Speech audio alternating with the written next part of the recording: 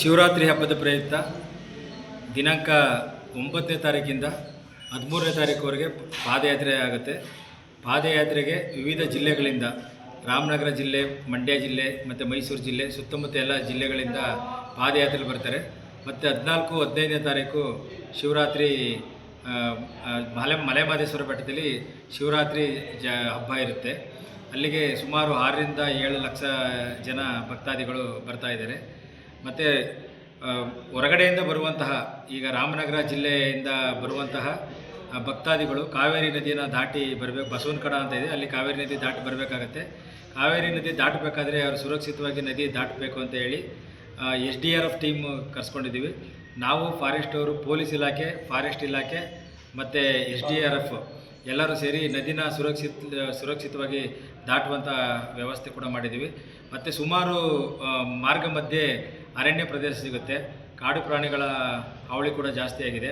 ಇದಕ್ಕೋಸ್ಕರ ಈಗಾಗಲೇ ನಾವು ಫಾರೆಸ್ಟ್ ಅವ್ರ ಜೊತೆಗೆ ಮಲೆಮಹದೇಶ್ವರ ತಾಳುಬೆಟ್ಟದಿಂದ ಮಲೆಮಹದೇಶ್ವರ ದೇವಸ್ಥಾನದವರೆಗೆ ಮತ್ತು ಬಸವನಕಡದಿಂದ ಎಲ್ಲೆಮಾಳದವರೆಗೆ ಸುಮಾರು 18 ತಂಡ ಮಾಡಿದ್ದೀವಿ. ಅದು ಒಂದು ತಂಡದಲ್ಲಿ 4 ಜನ ಇರ್ತಾರೆ.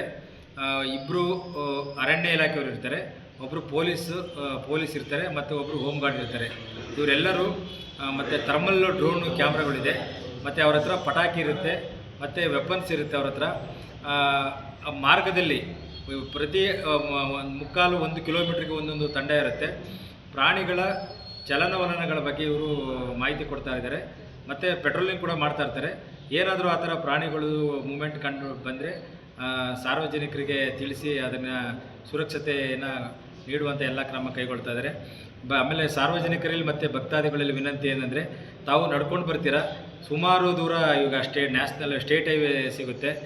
ಮಾರ್ಗದಲ್ಲಿ ಹೋಗಬೇಕಾದ್ರೆ ರಸ್ತೆಯ ಪೂರ್ತಿ ಹೋಗೋದು ಬೇಡ. ತಾವು ರಸ್ತೆಯ ಎಡಬದಿಯಲ್ಲಿ ನೀವು ಸಾಲಾಗಿ ಚಲಿಸಿದ್ರೆ ತುಂಬ ಅನುಕೂಲ ಆಗುತ್ತೆ. ಸಾಲಾಗಿ ಹೋಗಬೇಕು. ಮತ್ತು ಎಲ್ಲಿ ಅರಣ್ಯ ಪ್ರದೇಶ ಇದೆ, ಅರಣ್ಯ ಪ್ರದೇಶದಲ್ಲಿ ಕೆಲವು ಕಡೆ ವೆಹಿಕಲ್ಲು ಹೋಗಲ್ಲ. ಅಲ್ಲಿ ಜನಗಳು ಒಬ್ಬೊಬ್ಬರ ಒಟ್ಟಿಯಾಗಿ ಓಡಾಡೋದು ಬೇಡ. ಆದಷ್ಟು ಸಣ್ಣ ಮಕ್ಕಳನ್ನು,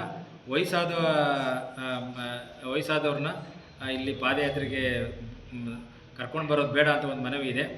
ಯಾರಾದರೂ ನೀವು ಹೋಗಬೇಕಾದ್ರೆ ಗುಂಪಾಗಿ ಹೋಗಿ, ಮತ್ತು ಎಲ್ಲಿ ವೆಹಿಕಲ್ ಹೋಗ್ತಾ ಇದೆ ಮೇನ್ ರೋಡ್ಗಳಲ್ಲಿ ಆ ಥರ ಸ್ಥಳಗಳಲ್ಲಿ ನೀವು ರಸ್ತೆಯ ಒಂದು ಬದಿಯಲ್ಲಿ ನೀವೆಲ್ಲ ಗುಂಪಾಗಿ ಹೋಗಬೇಕು ಅಂತ ತಮ್ಮೆಲ್ಲ ಮನವಿ.